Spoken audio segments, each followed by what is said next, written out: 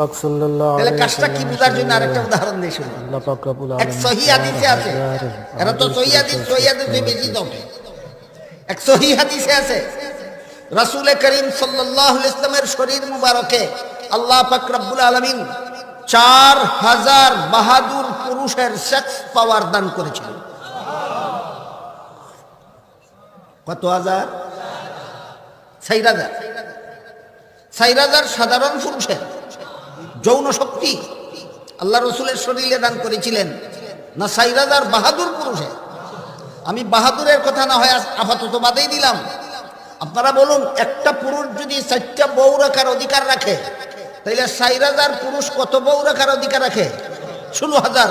সুতরাং সহিহ হাদিসের ভিত্তিতে রাসূলের 16000 বিবি রাখার অধিকার ছিল।